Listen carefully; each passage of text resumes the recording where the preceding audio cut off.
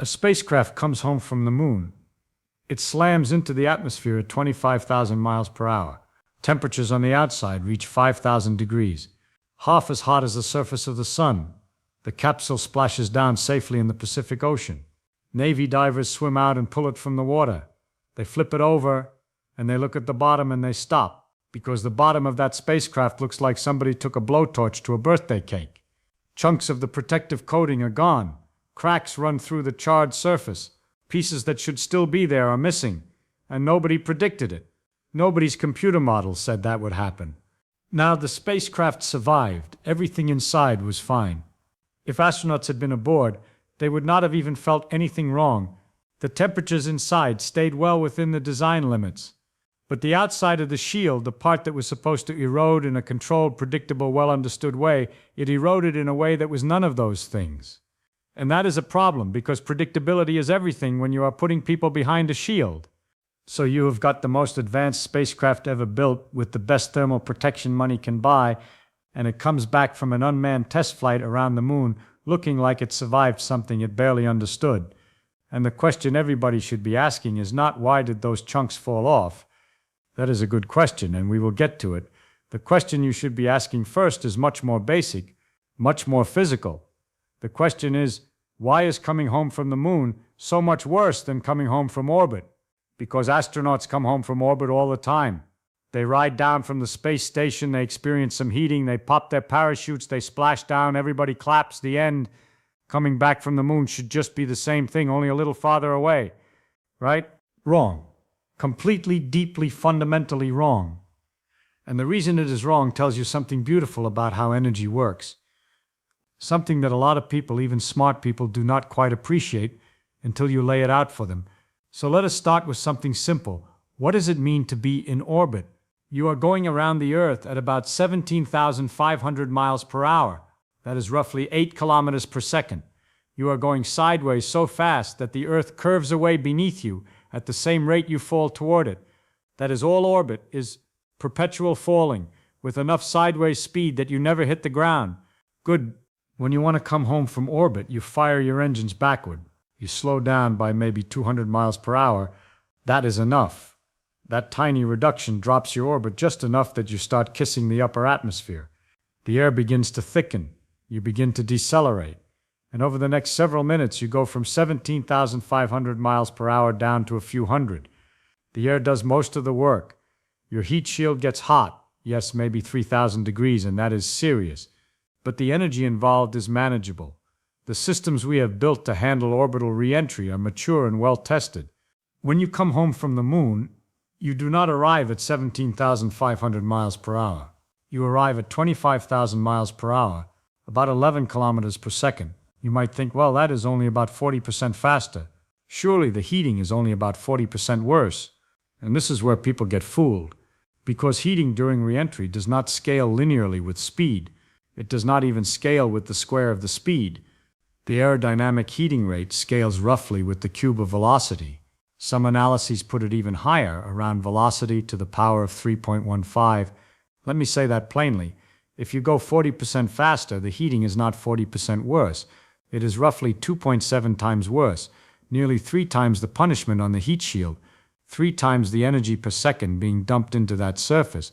And the total heat load depends on how long you spend in the hot zone, which depends on your trajectory, which depends on your speed. Let me put it differently. Kinetic energy goes as velocity squared. If you are returning from orbit at 17,500 miles per hour and from the moon at 25,000 miles per hour, the ratio of kinetic energies is 25,000 squared divided by 17,500 squared. That is about 2. So the total energy you need to dump into the atmosphere is roughly double. But the rate at which that energy arrives at the heat shield surface, the heating rate, goes as the cube of velocity. So the instantaneous punishment is nearly triple. You have twice the total energy to dispose of, but it arrives at the shield 3 times as fast per unit area. This combination is what makes lunar return a qualitatively different problem. It is not the same problem turned up a notch, it is a different problem. In engineering, we sometimes say that a change in quantity becomes a change in kind. When you heat water from 20 degrees to 60 degrees, you just have warmer water. But when you heat it from 90 degrees to 110 degrees, you do not have hotter water. You have steam. The physics changed character. The same thing happens between orbital reentry and lunar reentry. The shield is no longer just managing heat. It is engaged in a violent chemical and physical negotiation with a plasma that wants to destroy it. So the difference between orbit and lunar return is not a gentle slope. It is a cliff. You cross a threshold where the physics changes character. Below that threshold, you are managing heat. Above it, you are in a fight with it. And it gets worse. If you start thinking about coming home from Mars someday, the re-entry speed goes up to about 14 kilometers per second instead of 11. That does not sound like much more, does it? But remember the cubic scaling. 14 over 11 cubed is about 2.1. So the heating from Mars return is roughly double the heating from lunar return, which is already roughly triple the heating from orbital return. You start to see how quickly this problem grows. Small changes in velocity create enormous changes in what the shield must endure. This is not a linear world. This is a world where the physics punishes you exponentially for going faster. Let me give you an analogy that has nothing to do with clocks or trains. Personne, think about holding your hand near a campfire. At 2 feet away, it is warm, pleasant. Move to 1 foot away, it is hot, uncomfortable, but you can take it. Move to 6 inches away, and suddenly you cannot hold your hand there for more than a second. The increase was gradual in distance, but the pain went up like a wall. That is what the velocity-cubed relationship does. Small changes in speed create enormous changes in what the heat shield has to survive. All right, so the heating is much more intense when you return from the moon. But there is another piece of this puzzle that people overlook, and it has to do with the corridor, the re-entry corridor. Imagine you are driving on a highway at 60 miles per hour, and you have to exit through a gap in the guardrail. If the gap is 100 feet wide, no problem. You steer through it easily. If the gap is 10 feet wide, you had better be paying attention. If the gap is 3 inches wide, you are in serious trouble. When a spacecraft returns from orbit, the re-entry corridor, the range of acceptable angles at which you can enter the atmosphere, is relatively generous. You have some margin. Enter a little too steep and you pull more g-forces, but you survive. Enter a little too shallow and you skip a bit. But the atmosphere catches you eventually. The corridor, the window of acceptable entry angles, is measured in degrees, and you have some room to work with. When you return from the moon, that corridor shrinks dramatically. The physics squeezes it down. One writer described it this way: if you scaled the Earth down to the size of a basketball, and the moon to the size of a baseball, and placed them at their correct relative distance, about 22 feet apart, the re-entry target, the band of atmosphere you must hit, would be no thicker than a sheet of paper. A sheet of paper from 22 feet away. That is your target. Come in too steep, and the deceleration will destroy the spacecraft or kill the crew with g-forces. The Apollo capsule could only tolerate about 10 g-forces before structural failure, and the crew could tolerate maybe 8 before blackout. Come in too shallow and you skip off the atmosphere entirely and sail back into space, and if you skip off, you do not get a second chance. You will not have enough fuel to come around and try again. You will simply drift away. Every single Apollo crew did it. 9 times they returned from lunar distance. 9 times they hit that paper-thin target. Think about that. In the 18th century, getting a balloon to carry a person across a town was considered a marvel. And then these engineers figured out how to thread a needle from 250,000 miles away at Mach 32. 9 for 9. It is one of the great unsung achievements in all of engineering. But here is what I want you to understand. Threading the needle is just the beginning of the problem. Because once you are inside the atmosphere, now you have to deal with what happens to the air. At 25,000 miles per hour, you do not gently push air aside. The air cannot get out of the way fast enough. It piles up in front of the spacecraft and compresses violently. We are not talking about friction here, not in the usual sense of rubbing 2 surfaces together. People say friction heats the spacecraft, and that is a common shorthand, but it is misleading. What actually happens is compression. You have felt this in your own life? Imagine taking a bicycle pump and squeezing the handle very fast. Feel the bottom of the pump after a few hard strokes. It is warm. That is compression heating. At a very small scale, the air inside the pump had nowhere to go, and the pressure rise increased its temperature. Now multiply that effect by a factor of millions, and you begin to approach what happens in front of a spacecraft at reentry speeds. The air compresses so violently that it heats to temperatures of 5,000, sometimes 10,000 degrees. The gas in front of the spacecraft gets hotter than the surface of the sun. At those temperatures, the gas is not really gas anymore. It is plasma. The molecules of nitrogen and oxygen get ripped apart. Electrons get stripped off their atoms. The air itself becomes a glowing, electrically conducting ionized sheath wrapped around the front of the capsule. And this is where something eerie happens. That plasma blocks radio signals. Completely, when the capsule is in the thickest part of the heating, surrounded by this plasma cocoon, the astronauts go silent. Mission control loses all contact. No voice, no telemetry, no heartbeats, nothing. For several minutes on the way down, the crew is utterly, completely alone. There is another subtlety that I think is underappreciated, and it has to do with how the gas behaves at these temperatures. When you learn about gases in school, you learn about what we call an ideal gas. The molecules are independent little particles bouncing around, and the pressure and temperature and volume are related by a simple formula. That model works beautifully for air at normal conditions. But at 5,000 degrees or 10,000 degrees, air is not an ideal gas anymore. The nitrogen molecules dissociate. They break apart into individual nitrogen atoms. The oxygen molecules dissociate too. And then the atoms start losing electrons. They ionize. And when you have a gas that is partially dissociated and partially ionized, its behavior is radically different from what the simple gas laws predict. This is what physicists call real gas effects. Real gas effects change everything about the flow around the spacecraft. They shriek. They change the density of the shock layer. They change the speed of sound in the gas. They change the distribution of heat between the gas and the surface. They even change the aerodynamic forces on the spacecraft, which means they change the spacecraft's trim angle, the angle at which it naturally flies through the air. Both the Apollo capsule and the space shuttle were designed using pitching moment calculations that turned out to be wrong because the real gas effects had not been modeled correctly. For Apollo, the actual trim angle of attack was higher than the designers predicted, which meant the re-entry corridor was narrower than they thought. They got away with it because they had enough margin. But it is sobering to realize that even the Apollo engineers, the best in the business, had their models surprised by the real gas physics. On the first flight of the space shuttle Columbia, the astronauts had some anxious moments during re-entry, when the vehicle did not handle exactly as expected. And the reason turned out to be the same.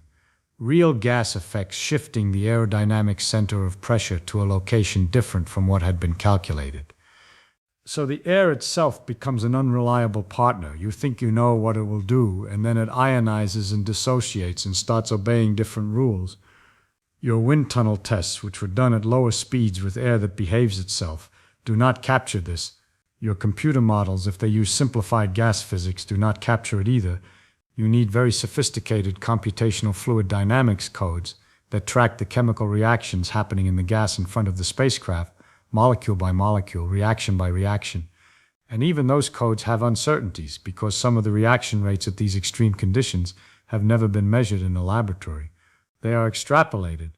One of the astronauts on the upcoming mission said something about the radio blackout that I find quite moving.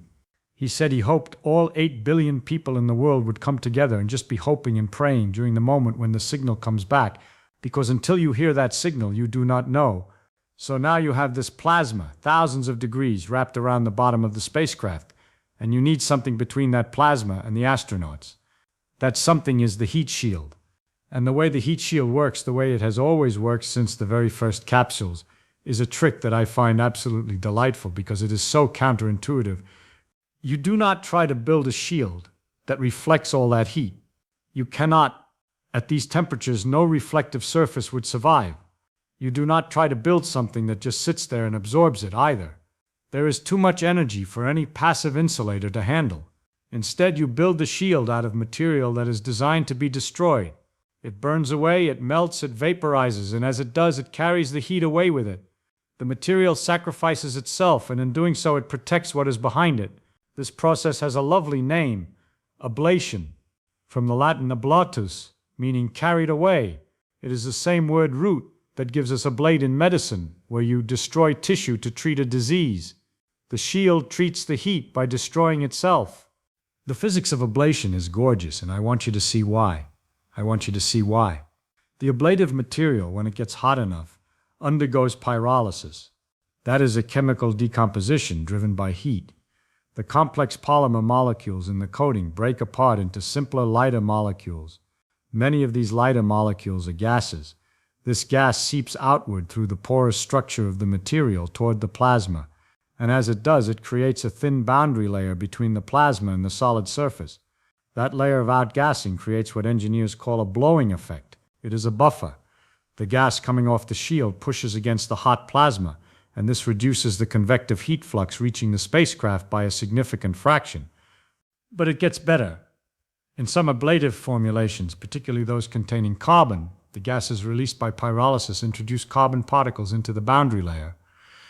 These carbon particles make the gas optically opaque, meaning they block radiative heat transfer.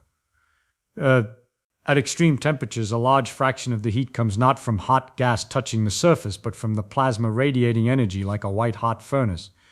And the carbon in the ablation products creates a screen against that radiation. It is like the shield puts on a pair of sunglasses made of its own vaporized body. So the ablative shield is simultaneously a structural barrier, a chemical reactor, a convective insulator through the blowing effect, and a radiation shield through optical opacity, all by the elegant mechanism of controlled self-destruction. I do not know about you, but I think that is one of the more beautiful pieces of applied physics that human beings have ever devised. The material used on the Orion spacecraft is called avcoat. It is the same basic formulation that protected the Apollo astronauts. Silica fibers mixed with an epoxy novolac resin. The silica fibers provide structural strength. The epoxy resin, when it decomposes, produces the gases that create the protective boundary layer.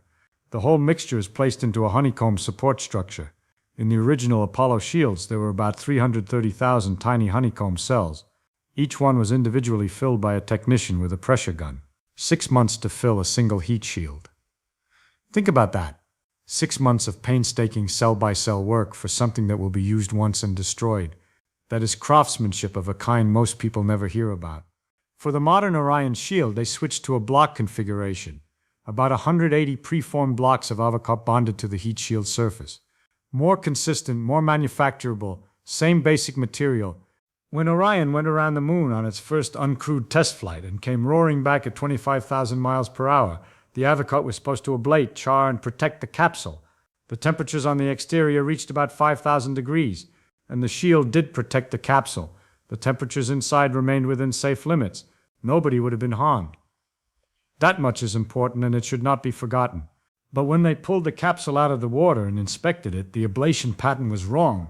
The charring was uneven. Chunks of material were missing in ways the models had not predicted. The engineers expected a uniform, controlled erosion, a smooth recession of the surface. What they got was localized cracking and material loss that looked like something unexpected had happened inside the shield. Close-up photographs of the damage were not publicly released for over a year, which gives you a sense of how seriously this was being taken behind closed doors. So now we have a mystery. The shield did its job in the sense that it kept the spacecraft safe, but it did its job in a way nobody predicted. And if you cannot predict what a heat shield will do, you have a very serious problem, because the next time you are putting 4 human beings behind it. What went wrong? The first thing you might suspect is the material itself. Maybe the avcoat was defective. Maybe the manufacturing process introduced flaws, tiny voids or inconsistencies in the block bonding. And the engineers looked at this possibility very seriously. They examined whether microscopic gaps between the blocks or variations in the density of the material might have created weak spots. They ran extensive tests in arc-jet facilities, enormous ground-based machines that accelerate a stream of gas to extreme velocities and direct it at a sample of shield material.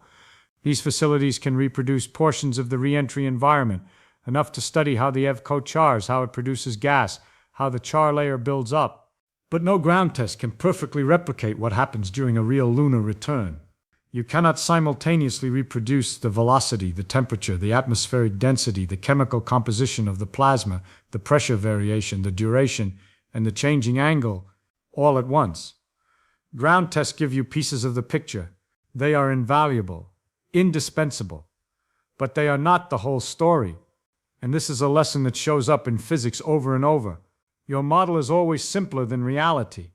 The question is always whether it is simple enough to miss something important. The real clue came from understanding the gas dynamics inside the material.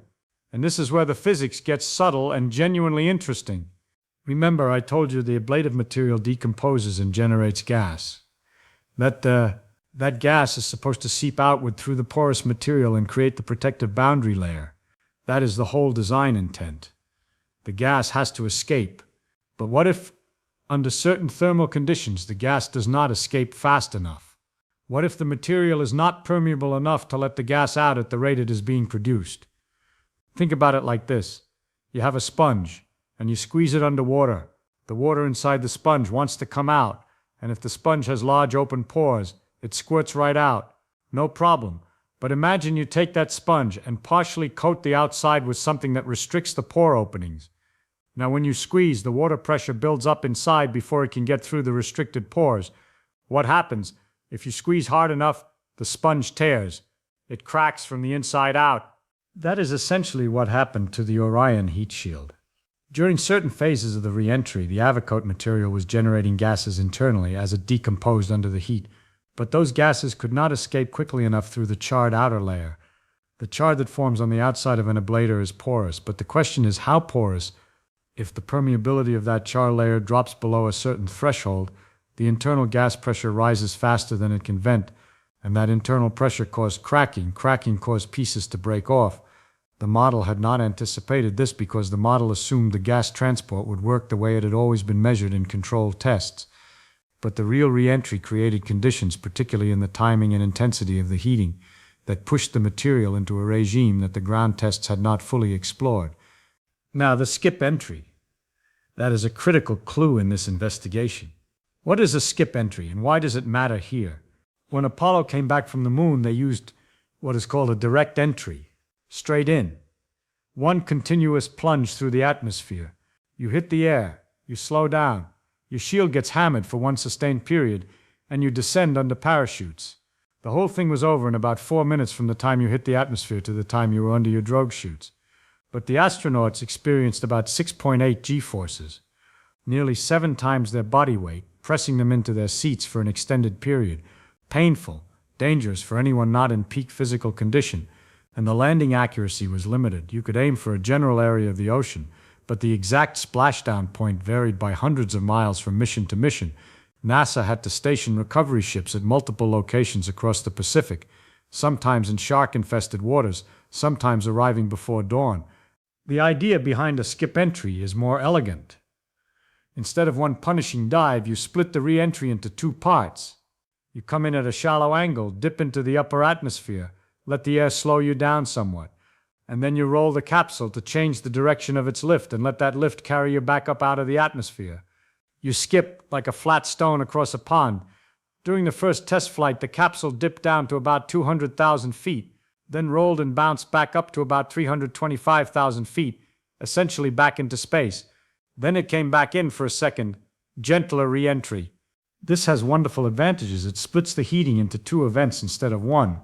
Reducing the peak temperature at each pass. It reduces the maximum G-forces from 6.8 down to about 4. It gives the guidance system an extraordinary ability to steer to a precise landing spot because during that skip phase, when you are back up high, the computer can assess the capsule's position and adjust. With a skip entry, you can land anywhere within about 5,500 miles of your initial atmospheric contact point. You can land off the coast of a specific city during daylight hours, with recovery ships already in position. No more scattering across the ocean. No more waiting for dawn with sharks circling. Apollo engineers knew about skip entry. They had it in the design. They could have done it, but they did not, because they did not have the computing power to trust the guidance. The onboard computers of the 1960s did not have the precision to manage such a delicate maneuver. The margin for error was too thin without being able to run thousands of simulations in advance. So they took the direct entry, accepted the higher G-forces, and dealt with the scattered landing sites. Modern computers changed that. Thousands of simulated entries could be run beforehand, and the onboard guidance systems could manage the roll maneuvers with the precision needed.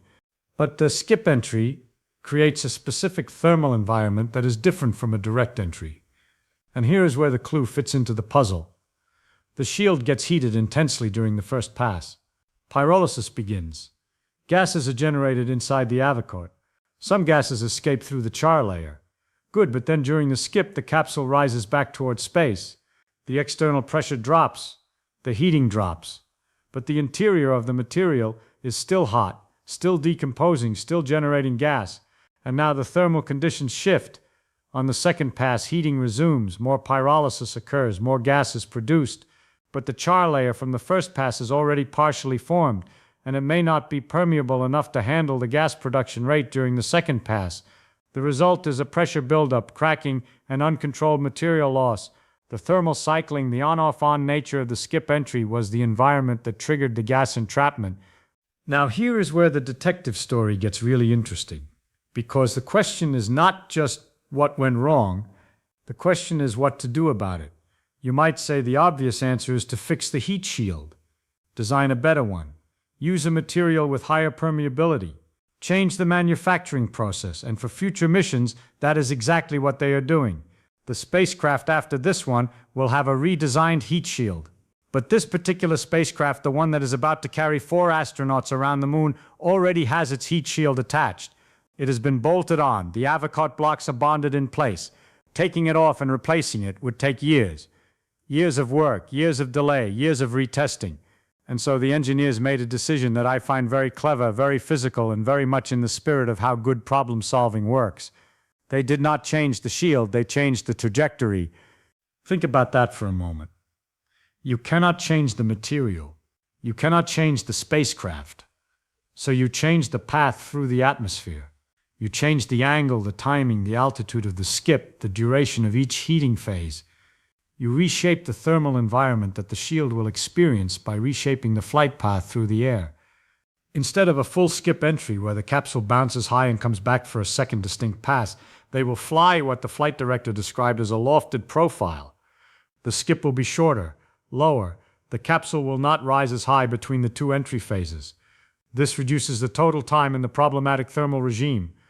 The descent angle will be steeper, which means the peak heating will be more intense for a shorter duration.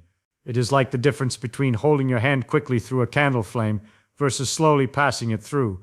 The quick pass is hotter at its peak, but the total heat absorbed is less because you spend less time in the fire. An expert who helped investigate the heat shield admitted something remarkable. He said, yes, the heat shield will crack. It is going to crack, even with the modified trajectory.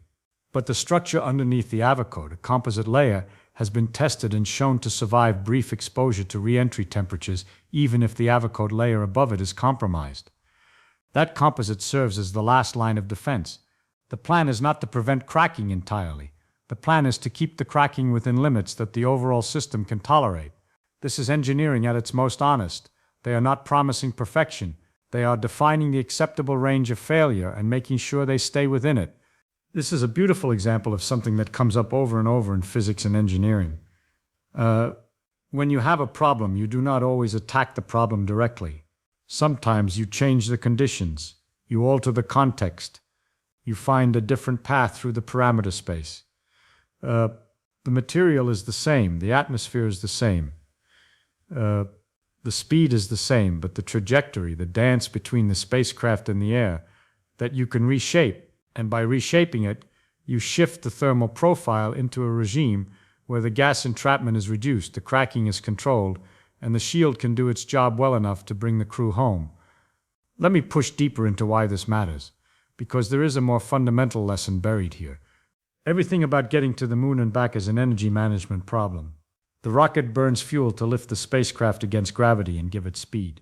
All that fuel, hundreds of thousands of gallons of liquid hydrogen and liquid oxygen, all that fire, all that thrust, it converts chemical energy into kinetic energy and gravitational potential energy. By the time the spacecraft is heading home from the moon, it has picked up even more speed from the moon's gravity and from the Earth's gravity pulling it in. The Orion capsule arrives at Earth's atmosphere carrying an enormous amount of kinetic energy. Kinetic energy goes as 1/2 times mass times velocity squared. If the capsule weighs about 11,000 kilograms, and it is moving at about 11 kilometers per second, the kinetic energy is roughly 670 billion joules. Let me give you a sense of that number. It is about the energy content of 160 tons of TNT. That is more energy than many large conventional military weapons. And you need to get rid of all of it. Every last joule. You need to convert that kinetic energy into heat and dump it into the atmosphere before the capsule reaches the ground. Because if you do not, if you still have significant velocity when you reach the surface, you do not land. You impact, and that is not a landing anyone walks away from. One of the thermal engineers said something vivid about this. But he said the capsule has all the energy that the launch rocket originally put into it. All that energy enough to power 4,000 or 5,000 homes for a day, and you have to get rid of it in about 10 minutes. The vehicle comes slamming into the atmosphere and starts trying to push the air out of the way. The air pushes back, the pressures go up, the temperatures go up. The flow field around the capsule reaches 10,000 degrees, and the flow field wants to give that energy to the spacecraft. And that is what the heat shield has to stop. And even after the heat shield does its job, the capsule is still falling at about 350 miles per hour when the first parachutes deploy. 3 small drogues come out at about 24,000 feet to stabilize the capsule and start slowing it further. Then the main chutes open at about 6,800 feet. All told, 11 parachutes work together to bring the capsule from 350 miles per hour down to about 20 miles per hour. From 25,000 miles per hour at atmospheric entry to 20 miles per hour at splashdown. That is a speed reduction by a factor of 1,250. Think about what that means in terms of energy. The kinetic energy at splashdown is about 1/1,000,000th of the kinetic energy at entry. 99.999% of the energy had to go somewhere. It went into heating the atmosphere, ablating the shield, deploying and straining the parachutes, and making a splash. The whole sequence from entry to splashdown is a controlled demolition of energy executed in minutes. The atmosphere is your brake. The heat shield is your interface with that brake. And the trajectory determines how you apply that brake. Do you slam on the brakes all at once? That is a direct entry. Enormous peak forces, enormous peak heating, short duration. Do you pump the brakes? That is a skip entry. Lower peaks, longer duration, but you risk the thermal cycling problem we just identified. Do you try something in between? That is the lofted profile. And each choice changes the thermal and mechanical loads on the shield in complicated, interconnected ways. This is why I keep coming back to the central claim. The problem of returning from the moon is a harder physics problem than the problem of getting there. Getting there is a propulsion problem. You need a big enough rocket with enough fuel to reach the necessary speed. That is hard, in an engineering sense, monstrously hard, but the physics is relatively straightforward. Conservation of momentum. The rocket equation. Forces and accelerations. We know how to calculate all of this with great precision. Returning is a thermodynamics problem and a fluid dynamics problem and a materials science problem, all at once, all coupled together. You are dealing with a plasma interacting with a decomposing material under extreme heat flux. You have gas transport through porous media, a problem that is notoriously difficult to model because the permeability changes as the material chars and degrades. You have chemical kinetics of pyrolysis, where the rate of gas production depends on temperature in a nonlinear way. You have turbulent boundary layers, whose behavior at these extreme conditions is not fully understood from first principles. You have radiative heat transfer through a gas that may or may not be optically thick, depending on its composition, which changes as the ablation products mix in. And you have a spacecraft whose aerodynamic properties are shifting because its shape changes as the shield burns away. Each of these phenomena affects every other one simultaneously. The char rate changes the permeability. The permeability changes the gas flow. The gas flow changes the boundary layer. The boundary layer changes the heat flux to the surface. The heat flux changes the char rate. It is a feedback loop, and feedback loops are where surprises live. I want you to feel the weight of this. The engineers running the computer models for the first test flight thought they understood the heat shield behavior well enough to predict it. They had run thousands of simulations. They had tested in arc jet facilities. They had decades of heritage from Apollo. And the shield still surprised them. Nature always has more subtlety than your model. That is not a criticism of the engineers. That is a statement about nature. The map is never the territory. The model is never the phenomenon. And when you push into regimes that have not been tested, when you fly a skip entry that was never flown with this material under these exact conditions, there is always a chance that nature has a surprise for you. The quality of your engineering is not measured by whether you prevent all surprises. It is measured by whether you have enough margin to survive the ones that come. There is another fact buried in the engineering of this mission that most people will never hear about, and I think it deserves attention. For about 45 minutes, when the spacecraft is closest to the moon, passing behind the far side, the crew will be completely out of contact with Earth. Not because of plasma this time, but because the moon itself is in the way. 400,000 meters of rock between the spacecraft and every radio antenna on Earth. No communication of any kind.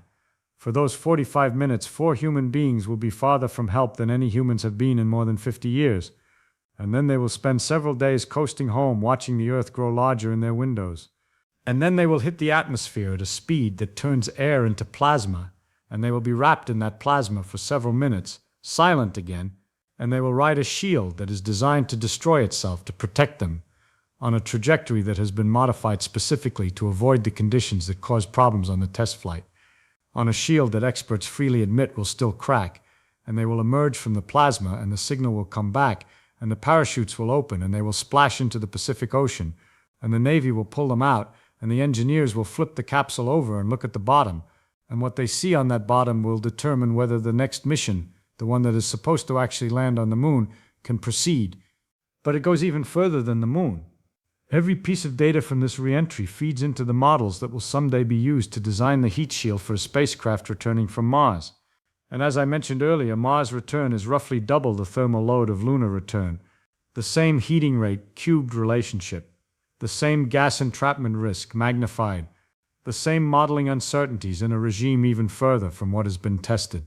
If the engineers cannot get the avocape behavior right for lunar return, if they cannot build models that predict the cracking and the material loss to within acceptable margins, then Mars is not just difficult, Mars is impossible, at least with current thermal protection technology.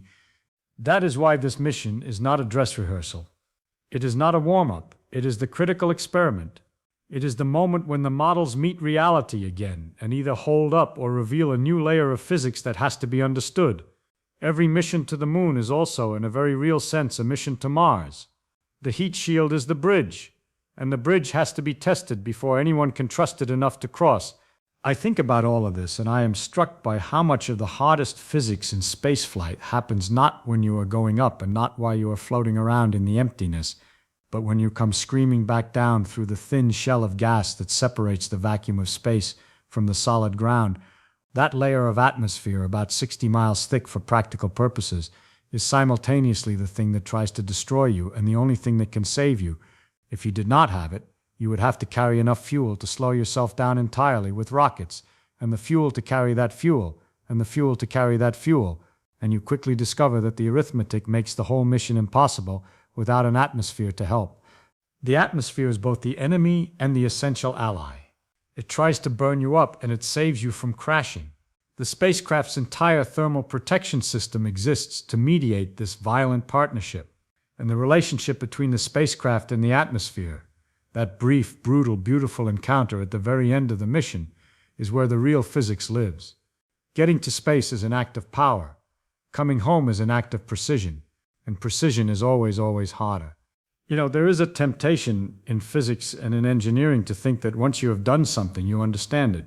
We went to the moon, we came back, we did it 9 times, therefore we know how to do it. But knowledge is not a trophy you put on a shelf and admire. Knowledge is a living, fragile thing that has to be maintained, tested, and questioned.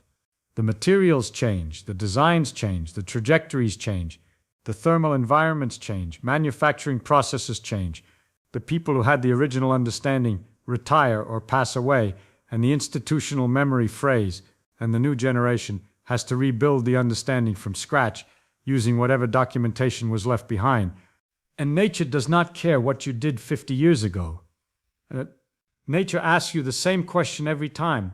Do you understand what is happening right now at this speed, at this angle, with this material, under these conditions? If you do, you come home.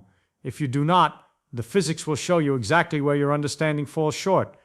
That heat shield cracking, those lost chunks of avocape, that was nature saying you almost understood. You were close, but you missed something about how gases move through decomposing materials under cyclic thermal loading. Go back, look again, think harder. And they did. And they found the mechanism, and they changed the trajectory, and they defined the margins. and they tested the backup systems. And one of the astronauts, a woman who would become the first woman to travel beyond low Earth orbit, said something that stuck with me. She said the huge success of the first test flight was actually something they had to think about as a risk to the second mission, because they had to keep their vigilance up. They had to keep asking hard questions and keep chasing down things that were not acting the way anyone expected.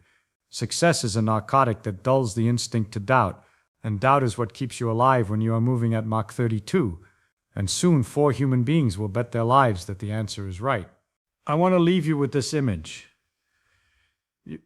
When those 4 astronauts are sitting in their capsule on top of that rocket, waiting for launch, every single one of them knows that the hardest part of their mission is the last 10 minutes, not the launch with its 8.8 million pounds of thrust and its vibration and its noise, not the journey to the moon, which is mostly coasting, not the 45 minutes of silence behind the far side, which is eerie but not physically dangerous.